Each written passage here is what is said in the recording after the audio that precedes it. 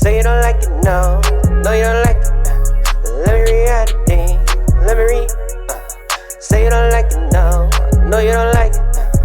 Let me rewrite the thing. Let me read. Say you don't like it, no. No, you don't like it. Let me rewrite the thing. Let me read. Say you don't like it. No, you don't like it, no. Let me rewrite the thing. Let me in. Ladies and gentlemen, welcome to another edition, a special edition of the Rewriters Room. We are the men with the pen. I am 1/3 of our illustrious trio, Armon Sather. Some people, mainly me, sometimes my guys, sometimes people who are very nice to me, refer to me as the John Cena of journalism, the Brock Lesnar of broadcasting, the Roman Reigns of rhetoric, and the Paul Heyman of podcasting. I don't do the show alone. I'm here with my guys. CC, how you feeling, brother? What's poppin'? What's poppin'? It's CC, the best rapper and producer in the whole wide world. God body, because I consume healthy products and do towel curls. Benevolent servant to the earth and philanthropist. And every phrase I say is a gem like amethyst. You could put in. And women gonna be like, who the fuck, man, is this? I may talk a lot, but I only got one thing to say. Love yourself and keep going. You are the world, so give all you can. Take care of your body, your people, and your land. Where my nigga Chan? One of the things I really love about the mid card is that it changes. Like you get different belts, they look different all the time, and sometimes you add a new member to the family. And recently, our family grew by one. Chelsea, the newest leader of the mid card mafia, Chelsea Green. Shout out to my newest sister in the battle. Reporting live from the mid card. We love to have you. You've been holding it down. One of the best, Triple H signings. People say all the time, but we love a good, drama. We love a talker with the heavy. It's just really what the mid card is built around. Is they're the scrawny person who talks a lot, and there's a person behind them who could back them up. So I'm happy to see what you do with the new belt. Love it. New matches. Can't wait till they put it up on a ladder, and there's 6 of you ladies trying to get to it. Just happy to have you. Welcome to the family. Absolutely. We're at the end of an era. It's been years of people asking for mid-card women's titles. And what will they tweet about at the end of the month? Right. What will they tweet about now? I mean, they're still tweeting about how there's not enough black talent on PLEs. So, we're still going to have to deal with that going into 2025. But we'll deal with that when we get there because we are here for our 2024 end of year episode, our first time doing so for the Rewriters Room. Typically, we just give y'all normal episodes, whatever, but we get a special request that we decided to fulfill of giving you all some special end of year content, a break from the Bloodline rewrite, because as that is still going, it's added more to this season. So Lord knows we'll be doing the Bloodline rewrite until Roman's kids are in the ring. But of course, we got to plug our Patreon, patreon.com/the A Show RNC. Make sure you subscribe so you can get early access to episodes of Rewriters Room, The A Show, and War Report. We are also doing our general network end of year episodes. At the time of recording, we just put out moments 10 through 6, which the Rewriters Room actually handled. So make sure that you tap into that on the A Show YouTube. But yeah, we're going to jump right into it. And of course, one last time in 2024, we got some 2024 wrestling trivia for ya. Will I lose the title at the end of the year like Ronda Rousey did in 2022? Let's see.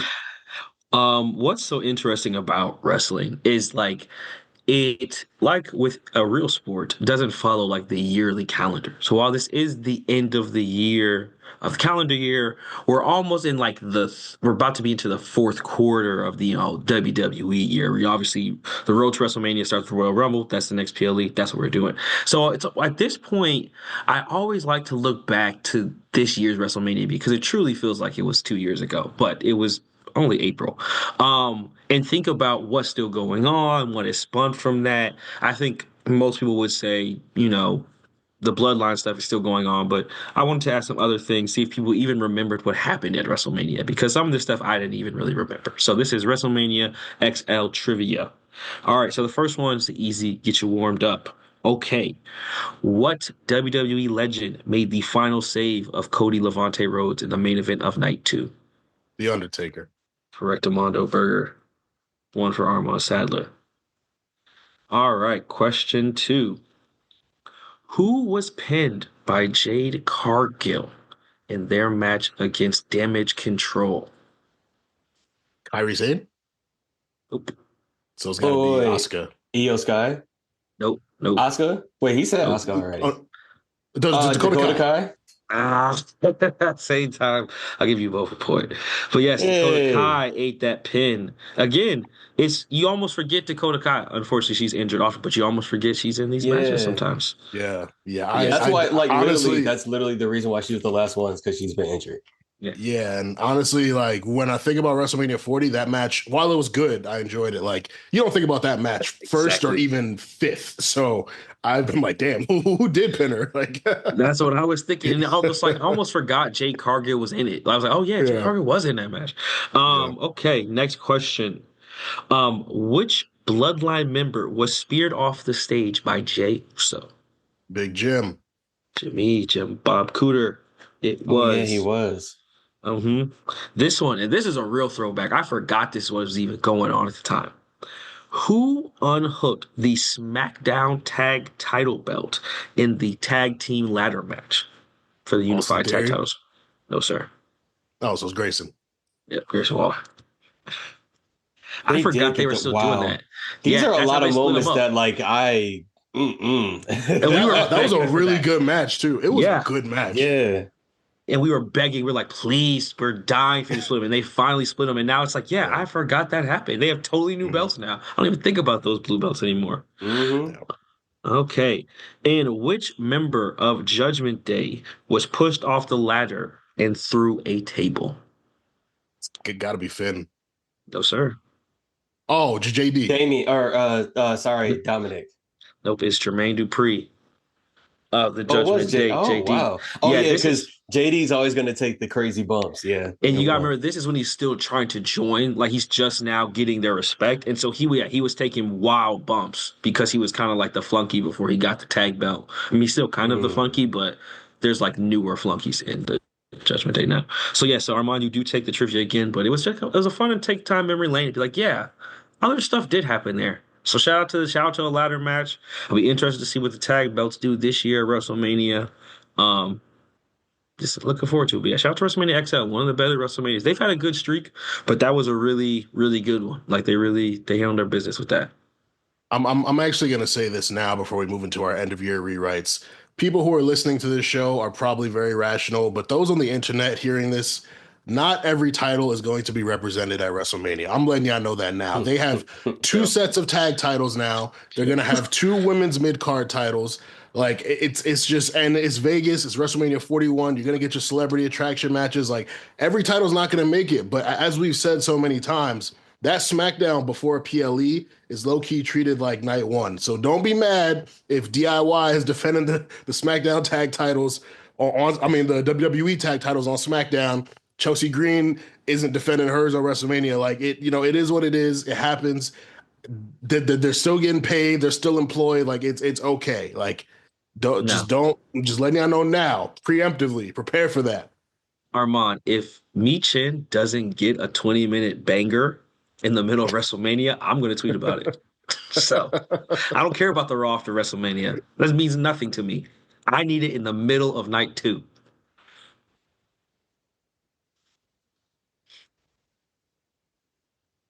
Okay. So let's jump into our end of year rewrites. Cece, you kick it off. All right, let's get it. So for my end of the year rewrite, I think when we talked before, I had mentioned a different story, but I wanted to go with this one because I felt like this one deserved well, I don't want to say it deserved a better story, but we had a conversation before about how Triple H can take a long time to build things. Um, and for me, sometimes like a quick turnaround is like the best thing. So like uh my rewrite is about the relationship between Bianca, Jade, and Naomi. And basically, I'm keeping a lot of what happens the same for this year, the same. You know, Bianca and Jay get their stuff at Royal Rumble, where they have their initial sort of meeting or whatever. But I think the one thing that I want to change in that is like there's one point where you know how Bianca and Jay both do their moves or whatever, and you know, right next to each other. There's a point where they're going to eliminate other people, and Bianca like knocks her down and kind of like dismisses it, and Jade just kind of looks. And I want to hold on to that moment. So that, that moment happens. They end up going on to be the, tag team champions or whatever. And then they do the Queen of the Ring tournament or whatever. And then after the Queen of the Ring tournament, when they lose the belts the second time, this is when Jade Cargill starts like to look at Bianca, and she just starts to, the same way you see Xavier start to like say like, I'm just going to decide that we're going to do X, Y, and Z. She starts to do that. And basically what we start to get over like the late fall going into like Royal Rumble is questions of whether like Jade Cargill really like feels like she still needs Bianca Belair. Um, and ultimately how this all culminates is Jade ends up turning on Bianca. She eliminates her at Royal Rumble, but she does this with the help of Naomi, because all along throughout this whole time, Naomi's been playing really, really good friends with them. But basically, Naomi's been in Jade's ear or whatever in the background or whatever, talking about how Bianca's really stealing everybody's shine and how, she's such a great representation. And she cuts this promo too when they do it, after, the turn at the Royal Rumble, the Monday night after, either or SmackDown. I can't remember which one they're on. I think it might be SmackDown. But they do this the show after. And basically Naomi cuts a whole promo where it's like, I was here for years doing a bunch of stuff. Bianca comes in, they just start to hand it to her or whatever. You walk in and she just starts telling you what to do or whatever. Like she just runs the place. It's like she just thinks she runs the place. So basically they're trying to take the angle that Bianca is taking up too much space. Like, it's great that she's representative, but like, if she's so representative that she's the one that's champion all the time, what does that mean for the rest of the Black women on the card? And they say that without really saying it. So like, that's the story I wanted to see happen. Mostly because like when I look at this year, I'm like, there's a lot of cool stories that happen, but I felt like if something could have really cool happened with, if something really cool could have happened with Bianca Belair, especially with Jade and Naomi this year, story wise, like where it was like, oh, we didn't see that coming or whatever. That just would have been a cherry on top for the year for me. So I just threw that in there. What's funny to me is that in my mind, when I see that, like I see that scene playing out, and then I see Triple H in the crowd, and it's like that scene in Euphoria, and he's like, wait, is this play about us? Because like that to me is like exactly the position that people talk about Triple H of, like Yeah. me getting myself over and I'm the only one eating off this success. So it would have been funny to see that play out now modern times with a Black woman playing the role of Triple H, because like that's 100% like just how like on NXT Shawn is doing his storylines, like that would be a cool mirror to do on the main roster. Yeah, and it would be especially good. And shit, they might be telling that story right now. I still think it's Bailey who beat up Jade, but they're potentially about to give Naomi something really big if she was the one who beat up Jade. And fans wanted that. When Naomi came back, she was the Iron Woman in the Royal Rumble. And she's been right next to Bianca and Jade. She's gotten title shots, but people have wanted more for her. And I'm like, I don't think y'all realize the fact that she's constantly on TV in title matches, war games. I think she was in Money in the Bank as well. Like she's been treated like a priority. There's some women, Alba Fire and Isla Dawn were the women's tag team champions, and you barely see them on TV now. Like Naomi could be getting treated like Katana Chance and Kaden Carter, but she's on TV pretty regularly. Yeah, I probably just want titles for her. And the Bianca wrinkle is also interesting because I was thinking about it today, actually. Like in 4 years, she's beyond a top girl. Like she's almost in that like, and this might sound crazy, but she's almost in that like Brock Lesnar kind of space where it's like she might not be in the most important story on the show, but she's still who she is. So you're still intrigued by it. Like I was like, damn, she hasn't had a singles title shot since she faced Io Sky at Crown Jewel last year. But it's not a bad thing because like they have so much going on in both women's title pictures that she's been able to have this tag team run, been able to help bring Jade up as well, had great matches, and it's still pretty dope. Like, yeah, I wanted the women's tag titles to be important. She's doing that. And And I know there are big Bianca fans that want her back in the singles world title picture, but it's like doing this is important too. Like she's stacking up her resume now. She's a Royal Rumble winner, 2-time tag team champion, I think a 3 or 4-time women's champion. Do y'all want her to just hold that title forever, or do you want her at the end of it? You want to compare her resume to a Charlotte's, to a Becky's, to a Trish Stratus, and be like, yo, like it's like she wanted them won. So I thought that was interesting. And yeah, people have also wanted like better stories for her, and I don't think her stories have been bad personally, but I think that would be really dope. So I fuck with that. Yeah. Plus, like, I think the biggest thing for me is that it sets up a reason for a heel turn. Like, she gets a Bailey and Damage Control Bailey was messing with me for a while or whatever, and that was annoying. Then she comes back with Damage Control and keeps messing with me or whatever, and technically gets in my way of like opportunities or whatever. Then these girls who are my friends, they betray me or whatever. So like she can eventually get to a point where she's like, I don't have a reason to trust anybody. People keep turning on me or whatever. Why not do X, Y, and Z? If she's to ever, which I don't think she would ever do, but it would give you that reason, or it would at least give you that, when you think someone might be able to or whatever, or they might turn, it's like it's believable because of certain things. And that would be the setup for that. For sure. We joked about this in the group chat, but Chan is actually going to do it. So I will pass it along to him. And I think you guys can guess who he's going to rewrite. There are 2 guys on this show in the almost 5 years we've been doing it, which is crazy to say, that two guys that he absolutely loves. So take it away, brother. I titled this one simply Justice for Baron Corbin. So this one isn't actually too long, and it's actually set in quasi modern day. So it starts at the beginning of the Braun Breaker Ludwig Kaiser feud. Also in this story, they didn't kick out Vinny Vici.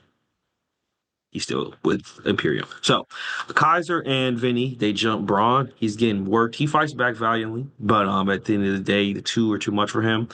This is on the impetus of Gunther, who instead of doing like the Ludwig Kaiser, you need to go be your own man thing, he kind of says that to both of them. Like, you guys need to show me what you're worth. Like, I'm setting records. I can't carry both of you. They jump Braun. Baron Corbin's music hits. He comes in, makes the saves. Wolf Dogs are back. This is sick. Next week, Kaiser is pissed, goes to the GM. He's like, I'm supposed to be number 1 contender, but how can I be number 1 contender if he has his attack dog around him all the time? And Baron's like, I'm not an attack dog. I've got more experience, more years than all 3 of you combined. You guys should be learning from me. But as he's saying this, Braun like cuts him off, and he's like, you know what? Like, I'm not worried about none of this. You could be number 1 contender. I'll give you whatever you want. And then Baron kind of looks at him and is like, okay, but like we talked about, the plan was, yes, you can have his match with them, but I need to get my world title shot. I don't know how much time I have left. Like, I need to really start getting, these world title shots. And so eventually Pierce is like, you know what? I don't care about this back and forth. We're going to sell this in the ring. Tag team match.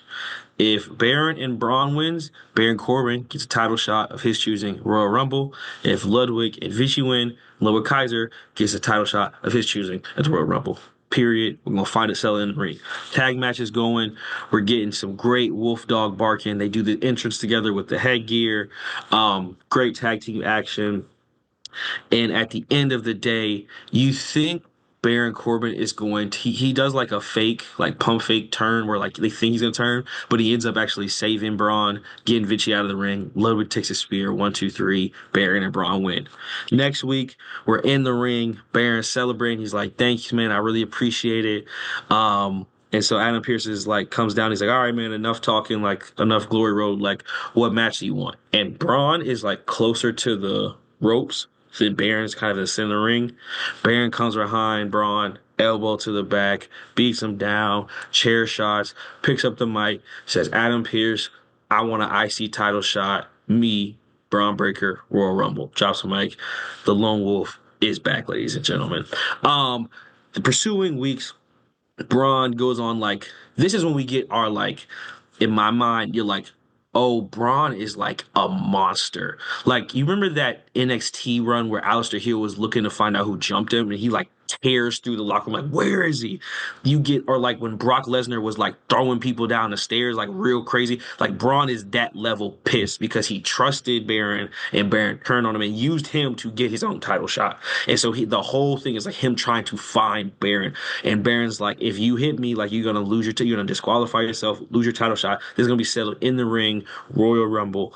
And so eventually Braun is about to hit him, like about to knock his block off, but Sammy's there. He's like, "Don't do it. You're just gonna give him what he wants." And eventually, Braun chills out, and Sammy's talking to him. He's like, "You know what? You got to start using your head. Let's go talk to Adam Pearce." End of show. Adam Pearce before Royal Rumble says, "You know what, Baron? You've done a great job of avoiding Braun and making sure we have the best match possible at Royal Rumble. And just because of that, I want to ensure we have the best match possible. I want to make sure no one gets in the way. So at Royal Rumble, it'll be you versus Braun Breaker in a steel cage match." Dun, dun, dun. Royal Rumble ensues. You get the classic, like, Baron is, like, trying to find any way out of the cave, and Braun was like, let's go. Like, I'm so excited to be locked in here with you. I couldn't be happier.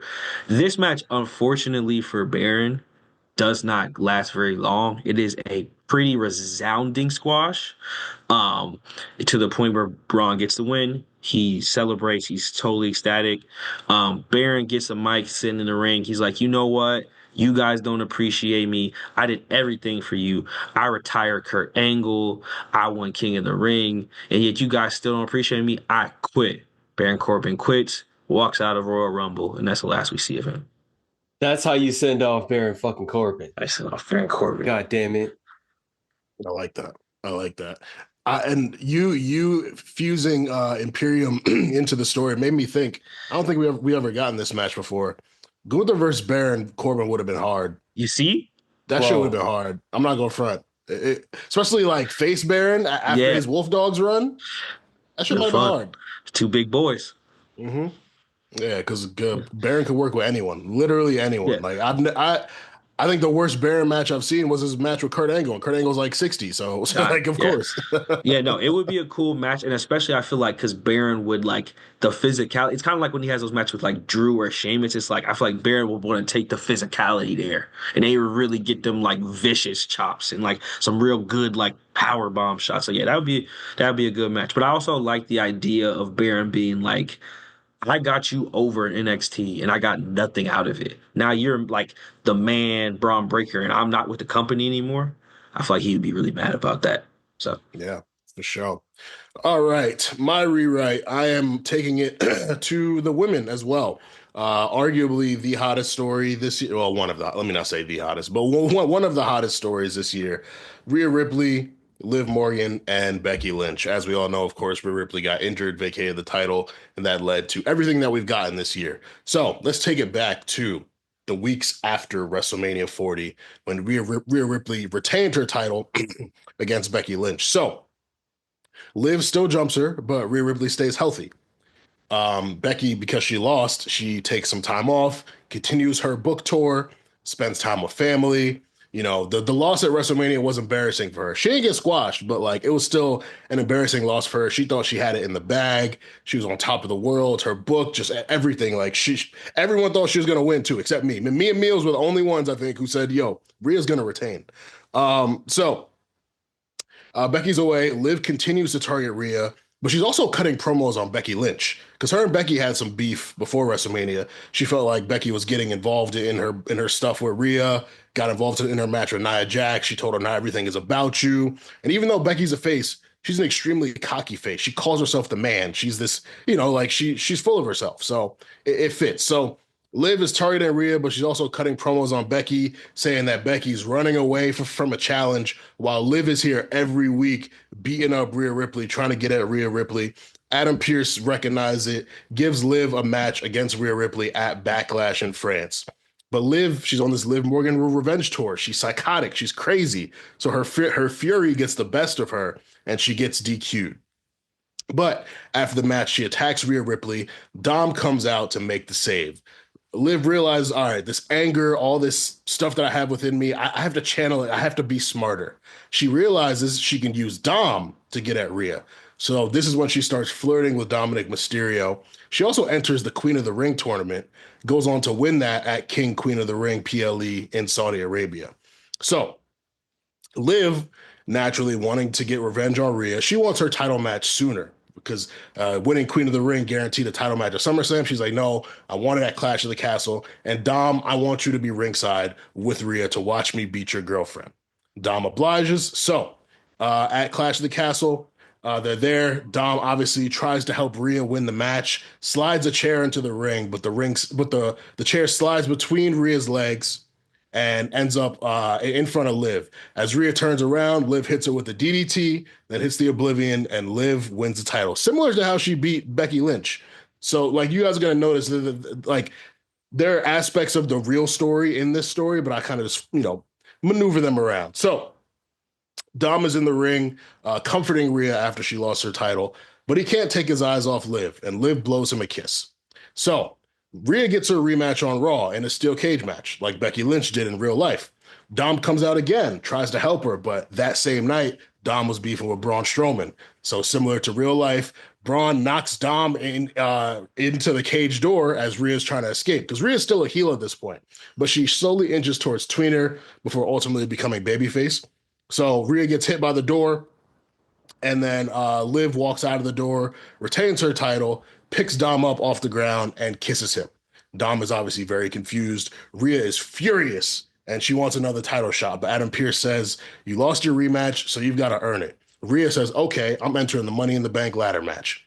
So with Rhea busy, and with all the other women contending for being in Money in the Bank or the women's tag team titles, Liv thinks that she has a night off.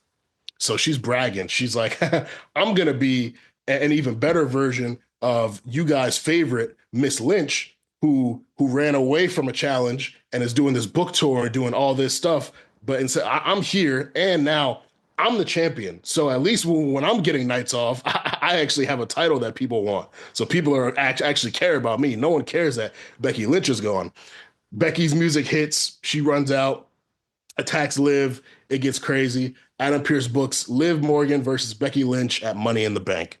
At Money in the Bank, Becky Lynch runs into Dominic Mysterio backstage. Dom says that he wants to help her beat Liv so that it can be Becky versus Rhea again, because that's a story that people really care about. Becky tells Dominic Mysterio to stay far away from her match. So at Money in the Bank, the opening match is the women's Money in the Bank ladder match. Rhea Ripley wins the Money in the Bank briefcase. Liv versus Becky is later that night. They're fighting. Dom comes out to help Becky and does the chair slide again, but this time Becky's smarter. So she stops it, picks the chair up, walks up to Dom, and is yelling at him for trying to help her. Liv kicks Becky towards the ropes. The chair ricochets off the ropes, hits Becky in the face, but Becky turns around. Liv hits the Oblivion and gets the victory. Becky Lynch is pissed, fucking furious. So she starts beating up Dominic Mysterio after the match. Rhea runs out, attacks Becky Lynch for trying to beat up Dom, and Liv is just standing on the ramp, just laughing, cackling madly. And so after Rhea dispatches Becky Lynch, she's like looking at Dom weirdly, like, why are you getting involved in this match that I wasn't in? Like, well, like, why are you trying to help either of them? And he's like, because the people want to see you versus Becky. Like, that's it. So Raw comes, Adam Pearce grants Becky Lynch a rematch for the Women's World Championship at SummerSlam, but Rhea announces that she wants to fight for the title at SummerSlam, and she schedules her cash-in for SummerSlam. So we get a triple threat match at SummerSlam between Liv Morgan, Becky Lynch, Rhea Ripley. Now, leading up to the match, Rhea and Becky are so angry at one another, they're so focused on one another that they're cutting promos on each other. Liv will come out, bother them, one of them will try to chase her, but Liv keeps getting away. Finally, the SummerSlam triple threat match comes, and triple threat matches mean no disqualification. So Rhea tells Dom to stay in the back because she wants to win the match alone. In the match, Becky and Rhea, because they're so angry at one another, they focus on each other, they're fighting each other, and they realize, like, Liv is just standing there, like, not taking no damage, and they realize that they kind of have a common enemy. So they group up a little bit and start beating up Liv, and this is Rhea continuing to be tweener, inching more towards babyface. Like her and Becky, when they work together, get super huge pops. But they have so much ego and pride that they can't work together for too long. Becky eventually hits the manhandle slam on Rhea Ripley, and everyone's hyped. They're like, yo, Becky's going to get her win back. Becky's going to be champion again. It's lit. Liv throws Becky out of the ring, pins Rhea, and she retains her championship. So obviously, everyone is angry. Like, everyone's pissed. So Pierce decides to book a one-on-one match between Becky Lynch and Rhea Ripley for Bash in Berlin #1 contenders match. At the #1 contenders match, Raquel Rodriguez returns and she takes out both of them. So the match ends in a no contest. Raquel walks to the top of the stage. Liv's music hits. Liv comes out. They embrace. And they're just cackling madly. So Adam Pearce is like, all right, enough. Dominic is getting involved in these matches. Raquel Rodriguez is getting involved in these matches. You guys are taking advantage of disqualification stipulations and all that. So you know what? Fuck it. We're just going to give everyone an advantage in this match. A no-holds-barred triple threat rematch between Rhea Ripley, Liv Morgan, and Becky Lynch at Bad Blood. Bad Blood comes. Raquel Rodriguez interferes again, but Becky Lynch, she's not having it. So Raquel and Becky fight outside the ring.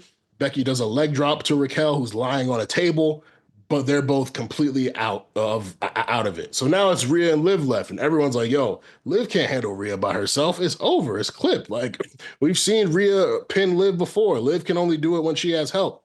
But Dominic Mysterio comes out. Rhea looks like she's about to riptide Liv, but Dom convinces Rhea to do it on top of the chair to add a little oomph to it. So Rhea, because she's so angry at just everything happening, she agrees to do it. So she's about to riptide Liv on the chair. Liv reverses it, pulls Rhea down, hits her with kind of like a DDT on the chair. And then she hits the Oblivion on the chair. Liv wins the match.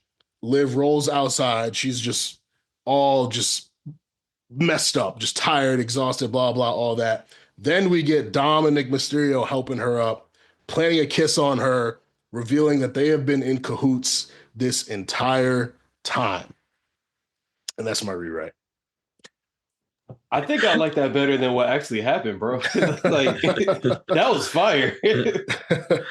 Yeah, I like the Becky stuff. It reminds me of some. So you have like lapsed wrestling friends who like don't really watch wrestling, but used to watch when we was kids. So he had Peacock, so I told him to watch Deadline, and so he was watching the Axiom match, and he was like, "Oh, I know Rey Mysterio's son is wrestling. Is this him?" I'm like, "No." He's like, oh, but like, does he like wear the mask and do the flips and stuff? I was like, no. They're like, what does he do? I'm like, cute women just like him. Like, that's just oh thick. It's like, I don't really know. It's nothing like Rey Mysterio. He just fly, I guess, and he funny. Mm-hmm. Yeah. But it's just funny. I was like, yeah, that he's built a whole like he is also central to this storyline. Like he's not.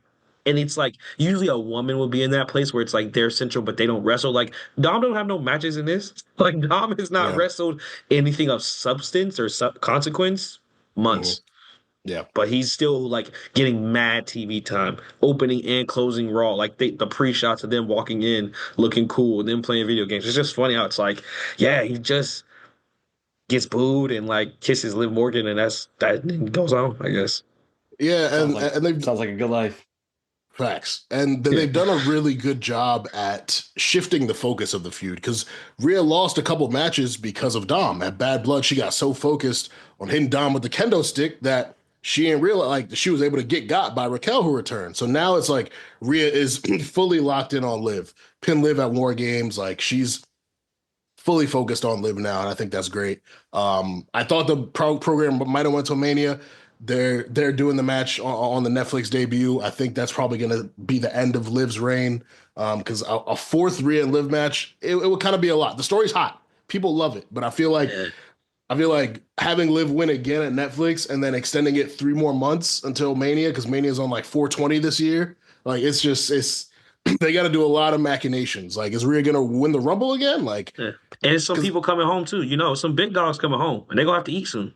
Charlotte, Becky, like it's, Becky, sorry, Liv. Like you're gonna get. This has been a great run. It's gonna be great for your future, but big dogs gonna eat, bro. Like I hate it. Mania season, bro. Netflix season. You know Charlotte gonna be there that Netflix show, bro. You know she pulling up. Like period. Yeah. But yeah, and I too have really enjoyed the story so far. But I really did want that Rhea Liv Becky triple threat. I honestly thought in reality, like Becky and Rhea would have had like a 3-match feud. Becky would have won the title in the third match, and then Liv would have gotten involved, and we would have got that triple threat at some point. But Still injuries might. happen. But Maybe we that's the might. plays. They ended on Netflix, then go Becky Rhea or something, and then Liv swings back around. Maybe it's a triple threat.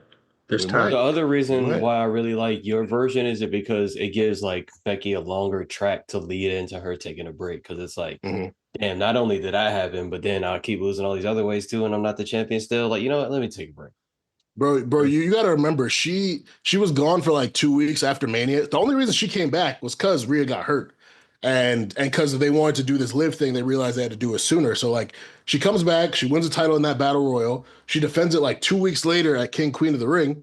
She has the rematch, loses the steel cage match, then she's gone again. So she was only back for like three weeks to a month, and it's Yeah, like damn, like it sucks that she even had to take a break from her break to come back, do that, and then just to leave again. But we love Becky. She's a goat, so for it's all sure. good. But yes, those are our end of year rewrites. We hope that you guys enjoyed a break from the Bloodline story, but the Bloodline story will be back to being rewritten next year. However, we're going to get into some normal, not so pre-write stuff before we do some end of year categories. Another thing that we haven't done, and that'll be available for all of you, Patreon public, whatever you are. Everyone is going to get the same episode, so we hope you guys enjoy it. But it's not so pre-write. Let's get into it.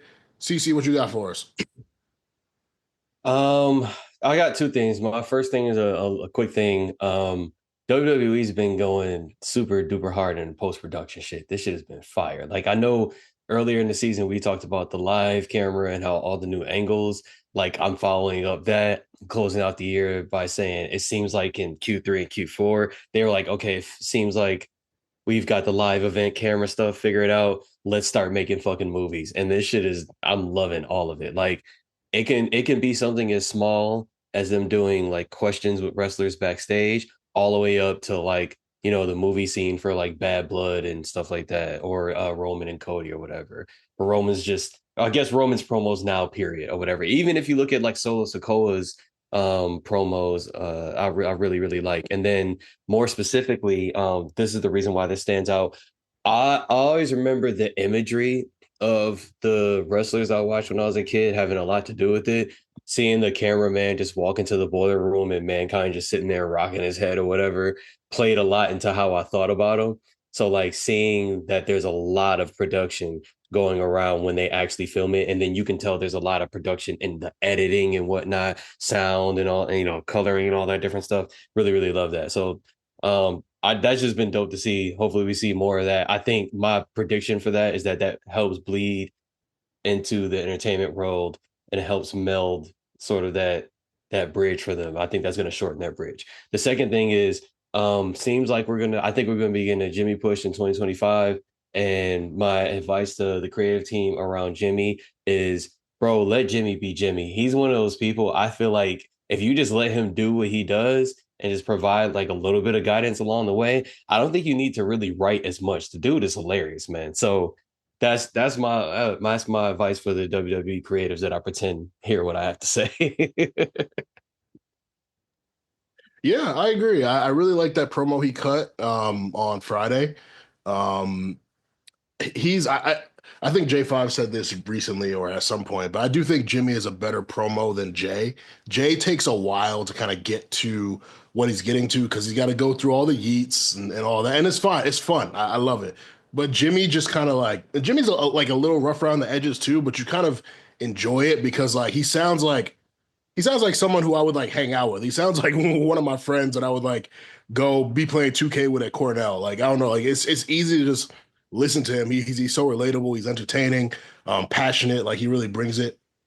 I'm very interested in what a Jimmy solo run would look like. We've seen some solo matches. They haven't been the best. Jay's haven't been the best either, but Jay's improving. I think you need to give Jimmy that time to get more singles reps in. But in terms of his popularity, like I don't think anyone would be mad at him becoming a U.S. champion at some point. Like I don't think that would bother anybody. And it would just be like another thing to add to the Hall of Fame resume that he has as an Uso, as a member of the Bloodline. He might even eventually get to the point where he's a 3-time Hall of Famer like Jay as a single star. So I would definitely love to see it. I think Jimmy's really suffering from that stinker that they put up in that singles match against Jay. Like, unfortunately, Jay has been able to bounce back because he had the main event stuff already built in. I think we're seeing now that, oh, yeah, Jimmy really need that match to work for him to kind of launch his singles career. And I think when that kind of flopped, it kind of messed up his momentum where now he's kind of got his footing again. But I think that really, like, bummed a lot of his momentum out, if I had to guess. Yeah. Yeah, I agree with Yeah. that. Yeah, Jay literally like Jay had that stinker, and then on Raw that Hate Monday, that. he this nigga won a fatal 4-way match to become number one contender for the World Yeah, Heavyweight title. hate He had a it. good match with Priest. Later on, he wins the IC title. Like he's kind of had those reps to where you could ignore the really bad stuff because you see Exactly. him constantly, you see the improvement, and he's had big moments. Jimmy got hurt, came back. He's only been doing tag stuff. And so it's just like he doesn't have that singles cachet yet. So, but 100%. I think that he can build it up. So definitely looking forward to it. What you got for us, Chan? I'm just here to ring the bell, sound the alarm, bro. Like, I think Oba Femi's next up, bro. I think I don't know if this is confirmed or anything, but I feel like I saw Trick Williams in that Netflix promo. And so I could definitely see a situation where Trick Williams drops that belt. Maybe not at New Year's Evil, but what is it called? Deadline? Whatever the last NXT Stand and Stand and Deliver. deliver. Stand and Deliver.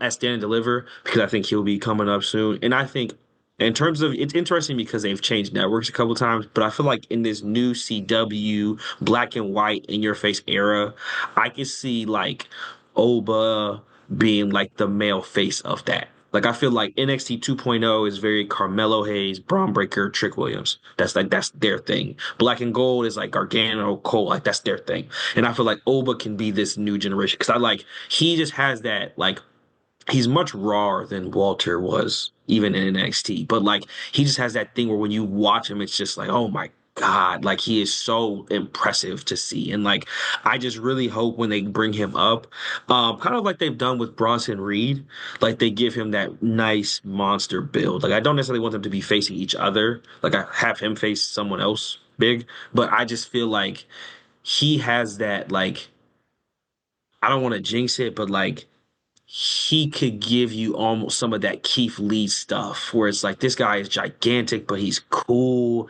and he's kind of faster than you think he is. Like, I think he can do that. And I just really am excited to see what they do with him, especially if he becomes NXT champion, is like the face of the show, has a nice, like, dominant run. Like, I really am excited to see what they do with his character because they're not at like a deficit of monsters, but I just feel like they don't have any monsters who I feel like could also be world champion. And unfortunately, like, and we've talked about this before, like, Brock's not coming back. So you kind of need someone in that mold where it's not just Braun Strowman, where it's like they're a monster, but Braun Strowman not beating Cody Rhodes. What are we talking about here?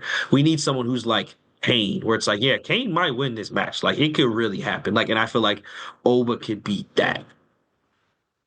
Yeah, I agree. I think they've built him really well. He's only lost to Tony D, which he's been on main for like a year. Only lost to Tony D.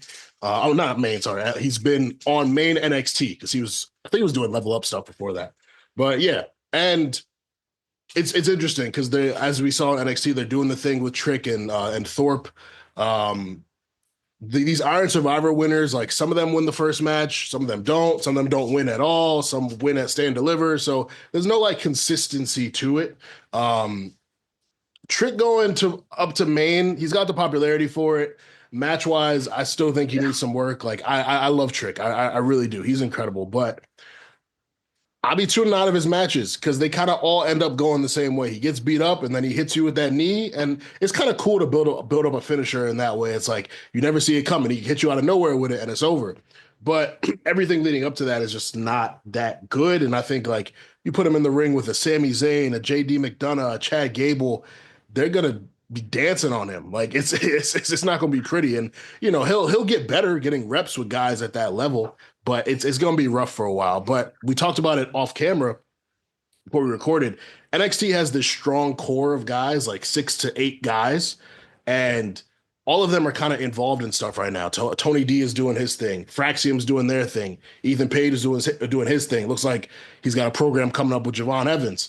So Trick is kind of like facing whoever. Like, I don't really want to see him going up against Thorpe. And Thorpe being in this thing with Trick and Oba, that's the match that everyone really wants. And I get you don't want to burn that match when it's ideally going to be your stand and deliver main event. So I get adding Thorpe to this match, throwing a little wrinkle into it. But yeah, I'm looking forward to the development of everyone else in NXT. There's a very clear gap between the top guys and everyone else. They're trying to get the tag team division going. They're trying to do a lot of different things, but there's just not enough contenders right now. So they're going to need to elevate that. But I think Oba, I agree. I think he can be the top guy in that division. And they built him so well that even if he's not facing the best opponents, he for like 6 months he could cook everyone because one, he's like 360 pounds. Like, you're gonna expect Oba to dominate whoever he's facing until he faces someone who's either like his size or like someone who's smaller but is like a Dragunov, for example. If Dragunov were to come back down, you're like, all right, Oba's not gonna dominate Dragunov. This is gonna be a match. So they'll be able to get away with not necessarily having enough top guys when Oba is champion. But yeah, he's been doing great work. So I definitely got respect for him. Yeah, I don't really need to see Oba Femi versus Ridge Holland ever, so please don't do that.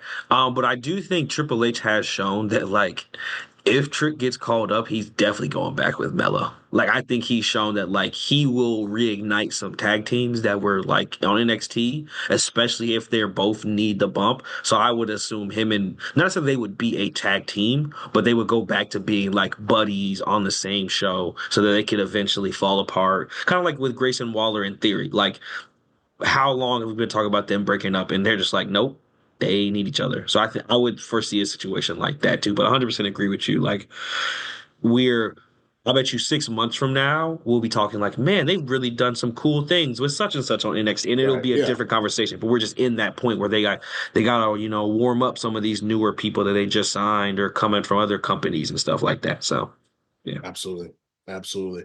My not so pre-write. We talked about this in the group chat. We talked about it in the Discord, but I'm looking ahead. I'm looking for the next big bad faction. We were in the era of the Bloodline for years. The Judgment Day rose up. All the Bloodline was rolling. We got 4K doing their thing. We got the YS6, but who's next after that? Who's going to be the next main event big bad faction? And there's one that I fantasy booked that I feel like makes a lot of sense. The Bloodline story is still the nucleus of everything happening right now. And like, so many people's current standing is due to them interacting with the Bloodline. You look at Drew McIntyre, for example. For years, he's wanted to get back to the mountaintop, get that title that he lost. He lost the match at Clash of the Castle because of Solo Sikoa. You look at Seth Rollins. Seth Rollins sacrificed everything to help Cody Rhodes get that title off Roman Reigns, only for Cody Rhodes and Roman Reigns to team up months later. Sami Zayn, he's back with the Bloodline now, doing the yeets, doing the handshakes, all that. While just 2 years ago, him and Kevin Owens at WrestleMania took down the Usos. And now KO has to see Cody teaming up with Roman, Sami teaming up with Roman. Like, Seth, Drew, and Kevin Owens all have a mutual gripe. And while they're all amazing on their own, they don't need anyone. They can do this all on their own. If we were to put those three together and them go after everyone who they have issues with, the Cody Rhodeses, Sami Zayns, the Jey Usos, the Roman Reigns, Seth, Drew, and KO are still kind of outnumbered, but it won't be hard to find someone to help them go after Roman Reigns. And like, damn near everyone on the roster, besides the people who have worked with Roman Reigns, hate Roman Reigns. So I think that would be fun. There's a lot of different ways that you could be able to do it.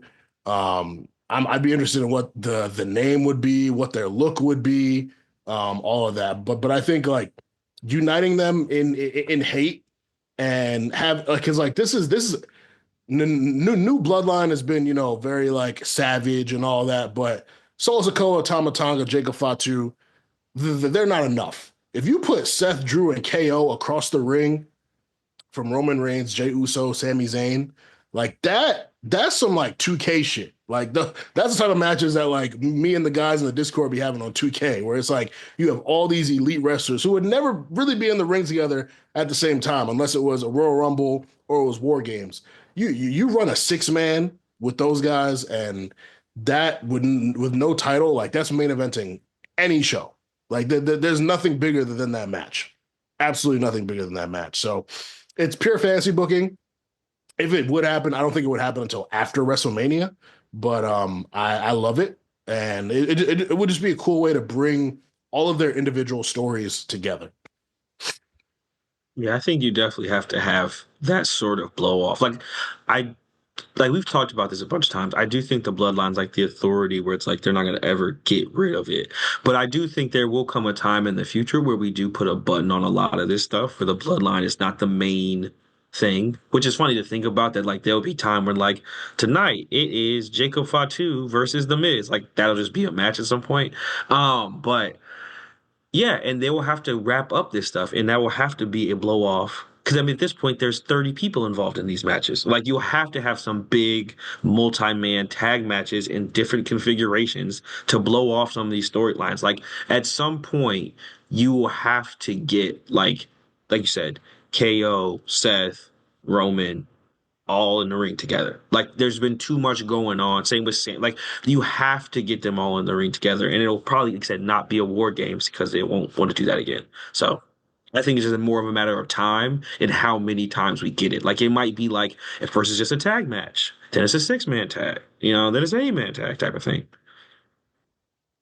For sure, for sure. So let's get into these end of year categories before we wrap things up.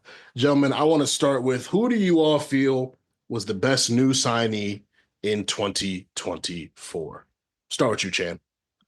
I'm gonna say Zarya. One thing about me that the people should know is I love a power finisher. I love a finisher that really has some impact, and she's brought back the F5, which is near and dear to my heart. And for that alone, I'm gonna love you forever. Like I'm still a child in my brain where like someone's finisher means a lot to me, and a cool finisher will pop me every time. And like I'm not like what Biggie say. I'm not here for a 5-star classic every time. That's not what I'm here for. So her bringing the F5 back, bringing the power back to NXT. I love it. Can't wait till she does a cool spot where she picks up, Piper Nevin or something crazy like that. They always do that type of spot. So I'm looking forward to her F5 Ignite Jax the Royal Rumble this year. CC, what you got? Who's your best new signee this year? First of all, Chan, you could chill out on that. I won't take that sort of disrespect for Nia Jax. Anyway, First off, I would never disrespect Nia Jax. Don't do that. My best new signee is MCMG, man. I think there's probably 100 different versions of this now since tired joke among the millennial professional class about the personality hire, and I think MCMG was the personality hire for the tag division, not in the sense where the tag division was boring and like they're the more exciting guys, but more in the sense where it was like the tag division was kind of just there, kind of floating. But now with MCMG there, you're like, okay, I think I have to pay attention. It has a little bit more like meaning to it, a little bit more snap to it. Like that championship match with DIY was really, really good. Their matches since they've started have been really, really good. And I think, this is like the key point that I wanted to make. A lot of times, over the past couple of years, it's felt like the tag team wrestling has been done as a mechanism for some other goal or a way to get some other thing done or whatever. Whereas with MZMG, they're just like, we're a tag team and we want to be the best tag team doing tag team matches. They're doing this shit for the love of the game. And I'm like, that's what we were missing. Like, it was a lot of like making up reasons why these two people are on a team and want to fight other two people on the team or whatever. But these guys are just like, no, this is what the fuck we do, man. Like, this is what we showed up to do. Let's do it. And I feel like that's going to like really generate a lot of energy for the rest of the locker room, not only in the sense that that's the way that it's going to start to be booked now, where you get like more respect for the tag teams. It's just going to be straight up, these two teams want to see who's better or want to fight for the contendership or whatever, and get an actual tournament going. But I think what you will see like over time is I think you're gonna see like a lot more. I think you're gonna see a lot more production around the tag team space outside of like matches and setting up a storyline. I think you're gonna see more. I don't know what it's gonna look like, but I think there's gonna be more. And I think it's a big reason because of MCMG. And another reason Sure. that 3 hour SmackDown, brother. Somebody Oof. gotta wrestle, Forget. man. Somebody gotta get out there and make something shake. We got I 15 really minutes to fill, guys. I really haven't thought about the fact that I'm gonna have to dedicate 3 hours on a Friday to SmackDown. I'm not mad about it. I'm not mad about it at all. But it's just I'm so used to, just like I was used to the 3 hour Monday Night Raws for like 10 plus years.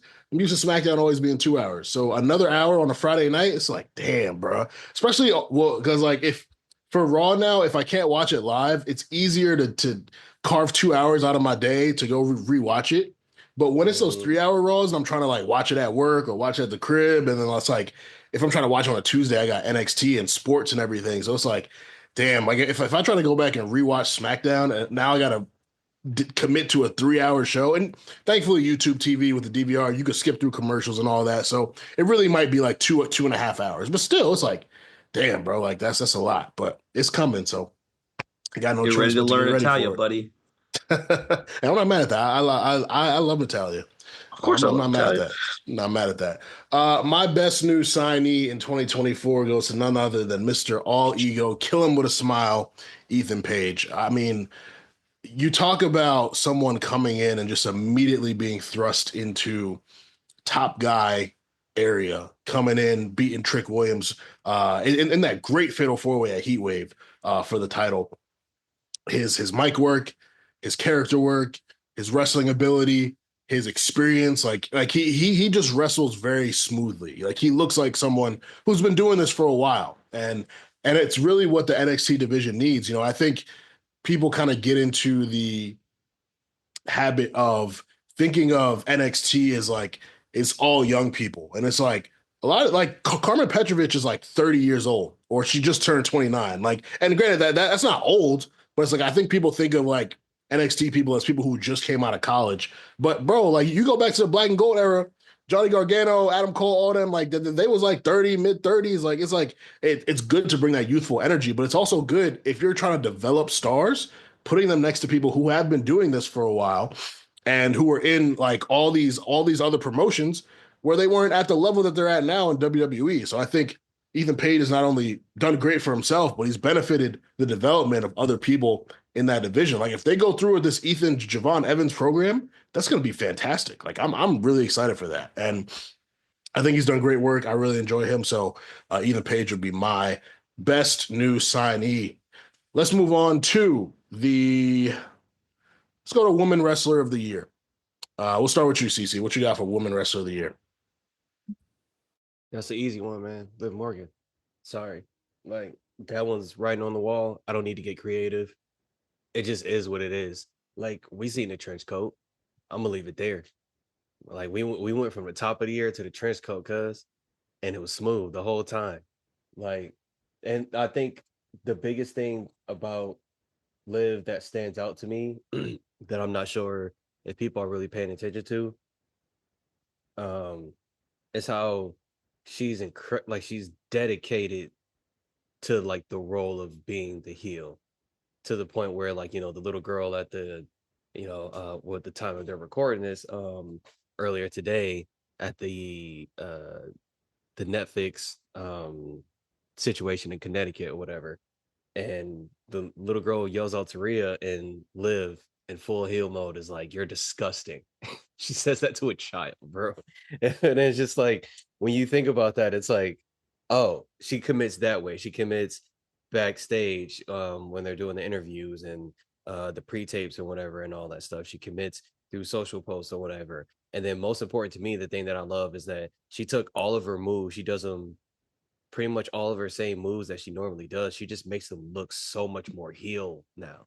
Like when she does that running knee strike in the corner, it used to be a thing where it was like, oh, this girl's really tough. She's going to go for a knee.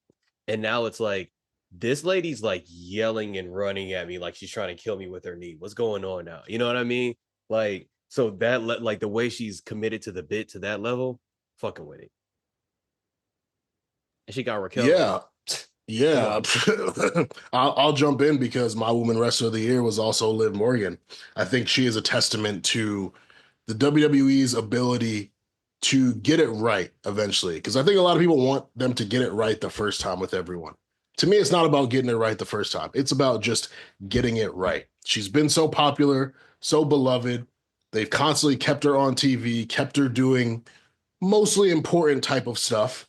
But this year is when they really nailed it. Her coming back off injury, number 30 in the Royal Rumble match, being number 2 in that, being number 2 in the Elimination Chamber, like just all these moments that really built up to this heel blossoming. She's been absolutely great. She sells so well. There's not enough good things to say about what she's doing, but it's been a really great run for her. I'm very proud of her. I'm very happy for her. I've really enjoyed it. She's the GOAT. She deserves all things, all the belts.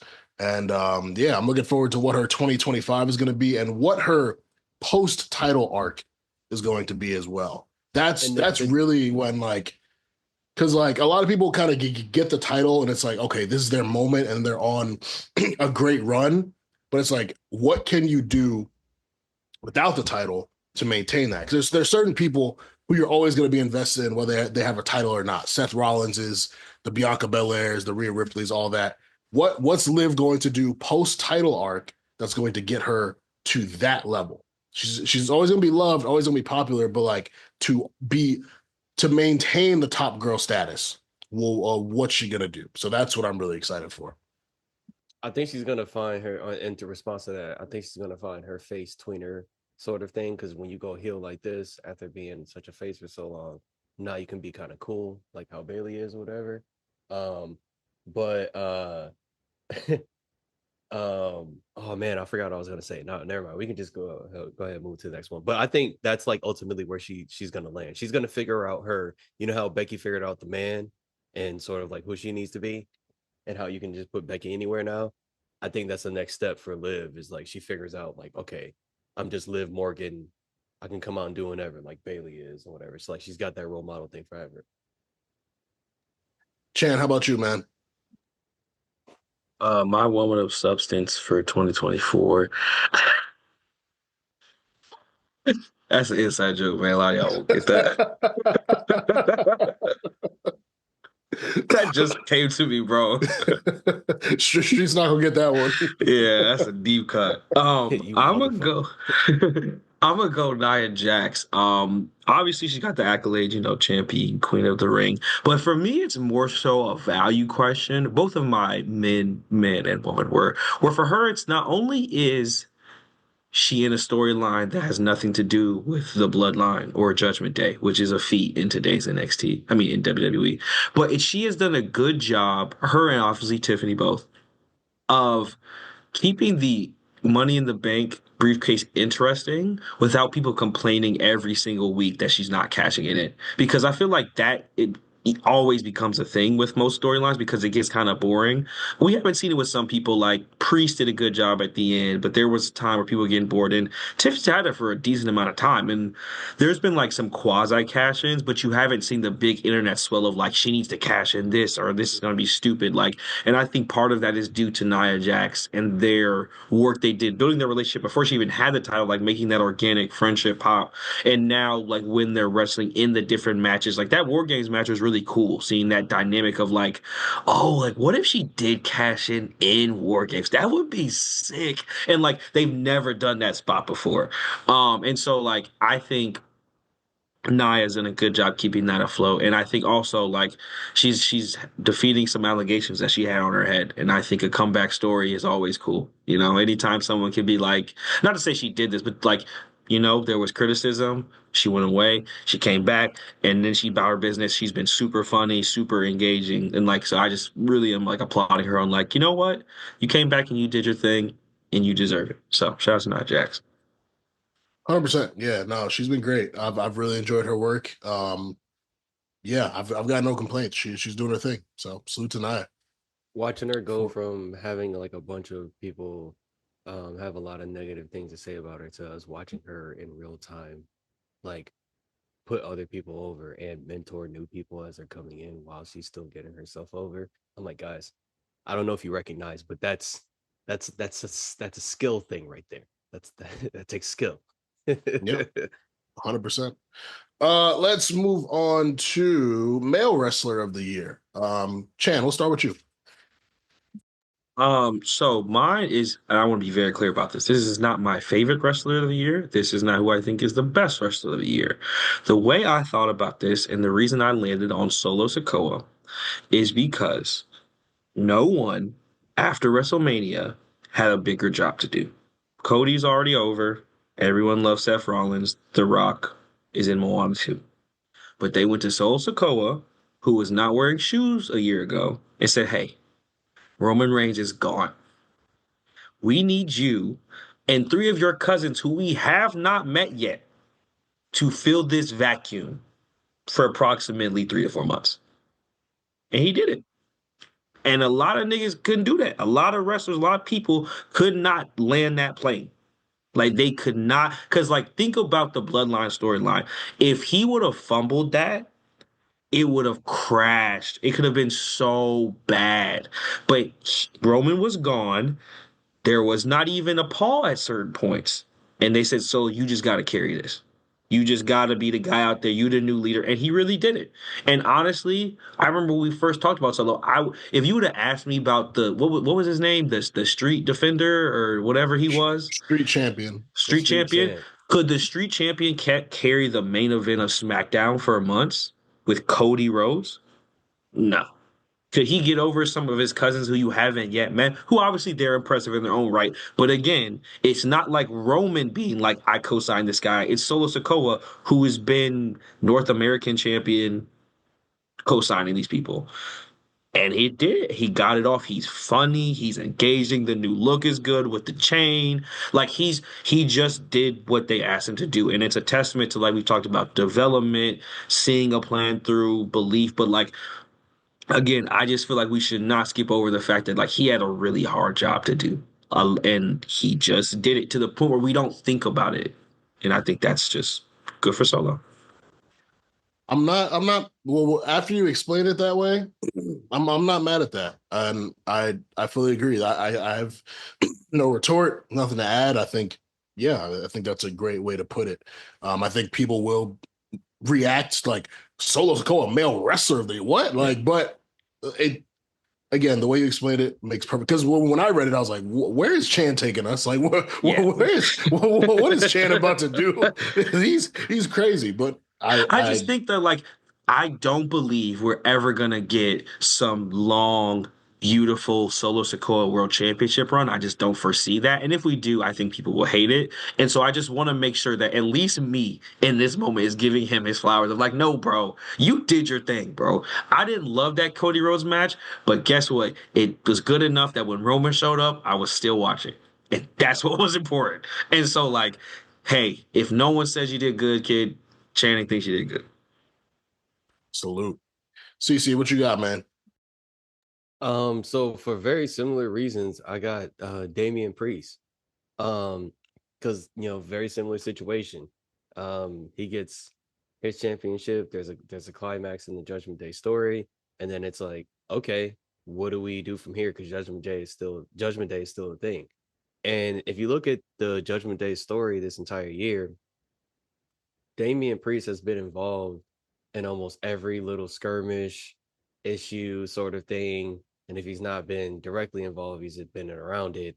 And as we just saw, or whatever, he's liberated the tag team titles without even being in the match. I think that alone should be qualifying. But if we're gonna appeal to the rational, yeah, like similar thing. He has essentially a faction that he's being kicked out of, that's becoming a new faction, that was becoming a new faction even as he was still leading it. And then as it's kicking him out and as he gets kicked out, he's still getting the faction over by being involved in it, because that's really their story is like, Damian, how could you, or whatever, or like, we don't want you anymore, Damian. That they don't really have a story outside of that. Now that they don't have the tag titles, like Damian again is the reason. Like there's nobody out like really outside of them. Damian can jump outside of them and go have a world title match with Gunther, or go handle some business over here with so and so and whatever. But like it's like JD is locked around Judgment Day is like locked around Damian Priest. It feels like he's the sort of like the like it's like Damian Priest centric, the way that faction is working, at least for right now, until we get the next part of the story. So him coming, similar to what Shannon was saying, him coming from this background where, he hasn't been world champion before. Yes, he's been US champion, but that was we like to forget about that time when he was going through that phase of creative and he just took it to the next level. Not to mention the guy's a fucking worker, bro. Like he's not just doing the story stuff. Like when you watch these matches, it's fucking fire. So yeah. I think Damian Priest, I could be wrong, so please correct me. I think he is one of 3 WWE and or World Heavyweight Champions to ever have braids. And I just think that's awesome. Wow. I think it's him, Kofi, and Booker T. Wow, look at that. Yeah. Look at representation, bro. We're bringing braids back to the E. What is it? The braids? What is it? The braids? So yeah, I just was thinking about that. I'm like, when's the last WWE champion we had with cornrows? I think Damian Priest might be the next one to do it. Like I think that's on the table. He's a rare air, bro. Not a lot of guys get the title with the braids, bro. That's who MVP really got smoked with, or whatever. He was like, I went bald. I was supposed to be the next nigga with the. Yeah, it could have been MVP, the first one with the cornrows. You're right, man. I'm laughing extra hard because Chan is always like identifying specific details of champions. Like, Drew can't win the IC title. He wears jeans. It wouldn't look right. Wearing jeans. Or Solo Sikoa didn't wear shoes last year. Like, just always some like physical clothing detail. What happened when Solo put the shoes on? Main event. Look, I got tickets. Why not Drew? They did it didn't hit, bro. You just got it. There's an aesthetic to this. It's a business, man. There is. This is a looks business. Again, CC and I are aligned. Damian Priest is my male wrestler of the year. He's another one who they didn't get it right the first time, but they got it right. Those and granted, we were hyped when he came up to main roster. Like he debuted in the Rumble, had the Bad Bunny match, won the US title. Like he was put in very important positions, and you could tell that Damian Priest now was in there. He just wasn't. He wasn't like bringing it out in the right way. They were doing a lot of weird stuff with him, but now it feels like he's just being himself. He's getting reactions. He's having great matches. He's fully established in that world title picture because he challenged Seth Rollins for the world title last year, but it just kind of felt like one of those one-off type challenges. It wasn't like, all right, he's actually here now. He's just getting a title match, but he got the briefcase, held on to it for a minute. One of 2 guys to cash in at Mania, had a pretty good reign with the title, and now it's like he's still around that. He's had the Gunther matches that have all been good, and I feel like it's only a matter of time before he gets that title back, even though there are a lot of guys who need to hold that belt, but I've been really impressed with his work. And yeah, like their star making over the last 2 years has just been incredible, and I think he's one of the best examples of it. So Damian Priest is also my male wrestler of the year. Let's move on to match of the year. I'll kick it off. Mine is probably what a lot of people are going to say, but like as much as great as the in-ring in this match was, you just can't deny those last 5 minutes of WrestleMania 40. Roman Reigns versus Cody Rhodes, Bloodline rules for the undisputed WWE Universal Championship. Good match in itself. I think J5 explained it perfectly in their post-WrestleMania show, where the match had 3 acts. It was Roman, Cody going at it. Cody tries to get the crossroads off. He gets one. Then here comes Jimmy. They keep fighting again. Jay gets rid of Jimmy. Cody tries to get the crossroads off again. hits two, looks left, looks right to make sure Solo doesn't pull up. Yep, there it is. And then Solo hits him with a spike. And then Solo brings out John Cena. And then John Cena brings out The Rock. And The Rock brings out Seth Rollins. And then The Undertaker pops up. And it is the absolute coolest 5 minutes I've ever experienced in like live. And while some people think the in-ring of the first match was better, and I probably wouldn't disagree with that, the moments, the storytelling, the drama of this second match leading up to the Cody victory, the Undertaker coming back to protect his locker room, John Cena popping up, getting his lick back on Solo Sikoa, Seth Rollins coming out with the Shield music, sacrificing himself. Of course, The Rock coming out, with his belt, being himself. Like, it was amazing. I think, there were some really good matches in 2024 that if you ask me in 2027, I might not remember them. But when I think back to 2024 wrestling, I'm always going to think of Roman Cody at WrestleMania 40. So that's my match of the year. Yeah, to me, that match is wrestling. Like, that's the point of this. Like, yeah, it's cool to see someone technically grapple for approximately 18 minutes. But at the end of the day, wrestling is about real life superheroes and the good guys beating the bad guys because we're all kids inside. And also, Undertaker returns because that's the best part of wrestling. So yeah, it's just like it's like wrestling's about drama. It's about like suspense, and I feel like that's all that. That was just pure like it's like the Royal Rumble, just like pure, just like adrenaline and like yes. Maybe it wasn't that it's like anything. It's like any sport. Like I couldn't tell you what happened in the 2016 finals until LeBron James blocked Andre Iguodala's shot and they won the game. Because that's what I remember, how amazing that felt and how cool that was to see. Tell you what happened in the second quarter, because I don't care. Couldn't tell you how well they shot from the field. Wrestling's about, hey, dude, did you see when The Rock was staring at John Cena? That was sick. That's all wrestling is. It's like, hey, that was sick. That was so cool when that happened. That's the reason they jump off stuff. That's the reason they blow up stuff, because it's cool. And at the end of the day, wrestling is about just being like, hey, man, that was cool. And when Cody Rhodes was on their shoulders, like he was the king of the world, it was just cool. And if you can't get behind that, I don't know why you're watching this. Like, I don't know what you want to happen. Like, you need to watch boxing or something, because that to me is the whole point of wrestling. It's like it build to moments like that and then do it again next year. Absolutely. Were you about to say something, CC? No, yeah, I was actually gonna segue to mine from that, because that's exactly why I chose the one that I chose, which is Fraxium versus Tavion and the White Boy.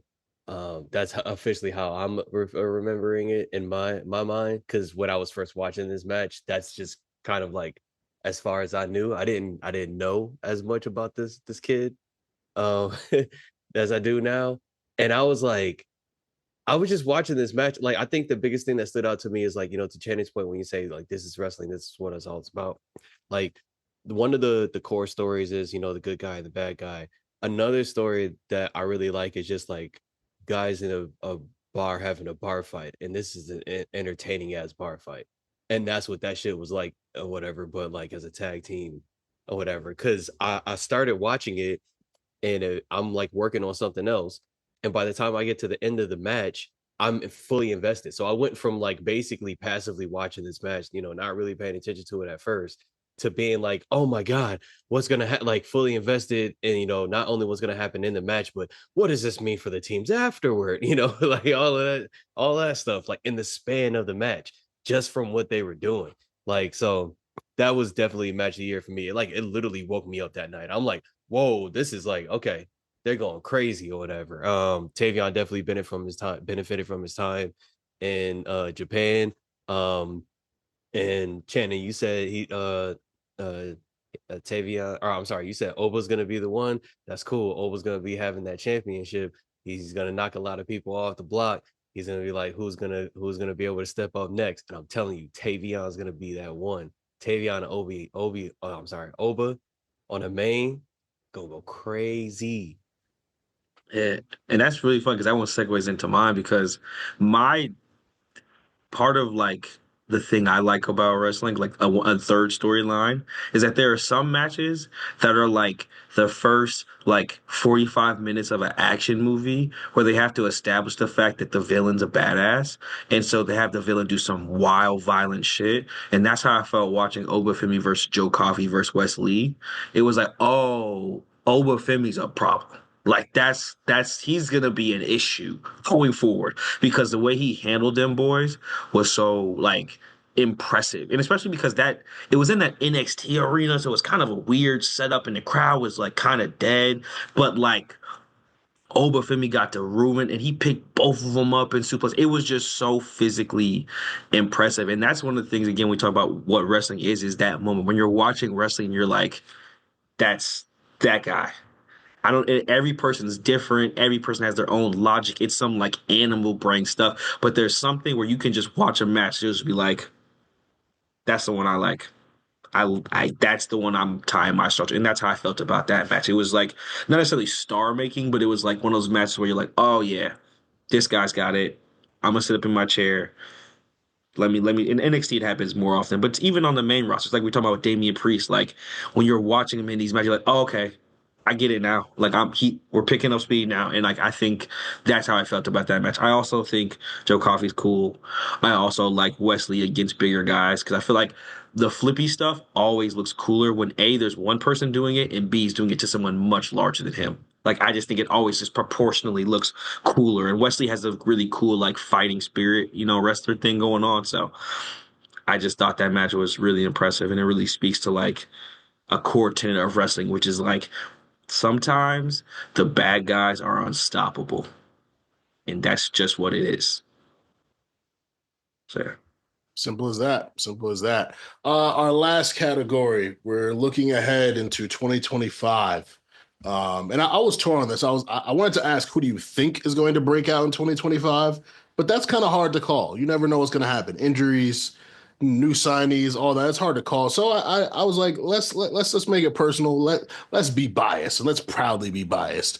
Who would you like to see break out in 2025? We'll start with you, CC. Easy. Los Lotharios. um, I feel like I feel like I feel like both of those guys have a personality that we're not seeing, especially Garza. Like we've already seen his before. So like for me, I'm like it kind of goes back to what I said about MCMG being hired earlier, as like the best new signee. If we have a tag division now, we should really have a tag division. And one of the best things I love about a good tag division is like the tag teams have identities. Like I feel like the Kabuki Warriors have an identity. Katana Chance, Kaden Carter, they have their identity or whatnot.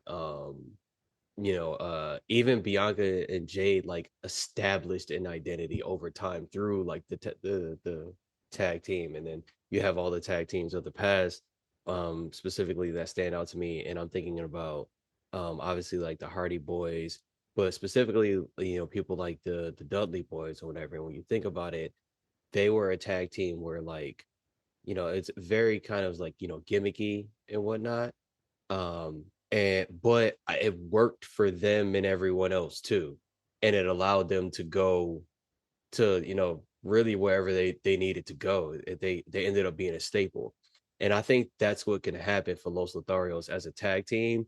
If just somebody sits down and they're just like, okay, what's in there, like what do you guys can you be like a real asshole, like are you really funny, like with corny stuff, like what's your thing to where you can sort of turn that up and start injecting that into the character. Let's create like something around this, because if you think about it, we've got Pretty Deadly, who has that sort of existence where they have an identity as a tag team like that, where they're just like, hey, we're Pretty Deadly, they do musical stuff. There's no reason why I shouldn't be seeing like Los Lotharios like doing some random, maybe like how funny it would be if Los Lotharios did like interviews on the street and like outside of clubs in Miami. You know what I mean? Like just random, you know what I mean? Like I feel like they're, because I've seen them be funny before, and I'm like, bro, these dudes could like really get over in that way, but they could also like be a heel or maybe tweeners. So yeah, Los Lotharios, man. Like I think you need to do that. They're great in ring, and then they can also help with all the other tag teams because you need to be able to to go. Like Shannon said, 3 hours of SmackDown, man. Somebody's got to fill that time. I was gonna say I think the 3 hour SmackDown will benefit them. I do agree. They're both very talented. And it's interesting because they are now part of Legado del Fantasma with Santos and Elektra, which in NXT, like Legado was those guys. And granted, Santos was with fucking what's the dudes? The dudes who are in the LWO right now. Cruz del Toro Oh, and Joaquin and Wild. Joaquin Wild, yeah. And it's like they kind of they got flipped over to LWO, but like that's like it's the factions have split, but it's just like two factions of losers. Like they all just lose a lot. It's like Santos is dope. Like Legado could be, but the pecking order in WWE right now is crazy. Like you have a long list of people that you get to before you think about, Legado del Fantasma. And that's just the unfortunate reality of it all. But I do think that they're awesome. And talent, awesome in ring. And I think 3 hour SmackDown could benefit them. So yeah, that's I'm not mad at that. Cece, what you got? I mean Chan, sorry. So interestingly enough, I have another tag team, but this is also self-serving. So I did want to pick Authors of Pain because I do love Authors of Pain, and I think Authors of Pain can do anything. But I thought about the mechanics of them breaking out, and I don't really like the optics of that because I feel like that means Karrion Kross has to get a title, and I don't think he should have a title. I think he should be mysterious. So I switched. I think the Creed brothers should get some gold in 2025. Specifically, I think they need to give Julius Creed a platform. I think Julius Creed is incredible. I think he can do anything in ring that you need him to do. He's just not a great talker. But I think with Chad Gable, the whole American Made thing, that's a great platform for them. But I just feel like there was a moment where they were kind of getting a push. Then it kind of got eaten up into the American Alpha Chad Gable stuff. And so I will really be excited to watch them win some matches because especially I think this is me purely speculating, but like I feel like what's gonna happen is that Raw's gonna get most of the big names and SmackDown's going to be left with whoever's there. And so, again, to fill up that 3 hours, we're going to get some people who I think are younger or more recent NXT people who are getting bigger run on SmackDown. Like, I was actually like, I wanted to find a way to tweet it, but I didn't want to be like troll farmy. But like, I do think we're going to be in almost like a 2016 SmackDown thing where it's like, oh, all of these people, like, I think Carmelo Hayes is going to get like a lot of TV time. I think Andrade is going to get like a lot of TV time. And I feel like you're going to build people like that up. And I think Creed Brothers can be in that realm of like, oh, yeah, I guess it's just like the Creed Brothers, Motor City Machine Guns, DIY running the tag division now. Like, because the Usos are split up, the New Day are doing heel stuff on Netflix. Like, I could see a scenario where they get a lot of burn, and I feel like Julius Creed can really put on. And like, I could definitely see him getting like a Royal Rumble spot where he's like suplexing people out the ring or something crazy like that. So yeah, I say Creed Brothers go forth. It's another I'm all tag in team. with that. Another tag team that I think is awesome, extremely capable.